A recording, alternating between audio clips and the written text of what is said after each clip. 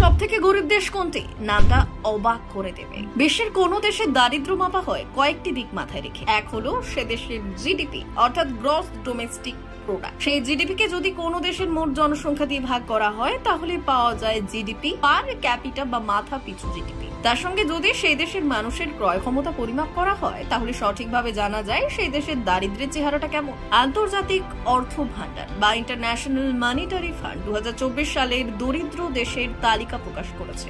IMF প্রকাশিত সেই তালিকায় পরিষ্কার হয়ে গেছে বর্তমানে বিশ্বের সবথেকে দরিদ্র দেশ কোনটি। বিশ্বের সবথেকে দরিদ্র দেশটির স্বাধীনতায় পেয়েছে 2011 সালে। 2011 সালের 9 জুলাই মধ্য আফ্রিকার দেশ সুদানের থেকে ভেঙে তৈরি হয় সাউথ সুদান। দক্ষিণ সুদান তাই বিশ্বের সবথেকে নতুন স্বাধীন রাষ্ট্র। এই দক্ষিণ সুদানই হলো বিশ্বের সবথেকে দরিদ্র দেশ। দক্ষিণ সুদানের পরই দারিদ্র্যের নিরিখে রয়েছে বুরুন্ডি, তারপর তৃতীয় স্থানে সেন্ট্রাল আফ্রিকান রিপাবলিক বা CAR বা কার। চতুর্থ দরিদ্র দেশ কঙ্গো, আর পঞ্চম স্থানে রয়েছে মোজাম্বিক। লক্ষ্য করলে দেখা যায় বিশ্বের দরিদ্রতম 5টি দেশই রয়েছে আফ্রিকায়। কার্যত এখানেই শেষ নয়, আফ্রিকায় রয়েছে আরো অনেকগুলি দরিদ্র দেশ। তবে সবথেকে দরিদ্র এই 5টি দেশই, শুধু আফ্রিকাই নয়, সারা পৃথিবীতে তারা সবথেকে দরিদ্র।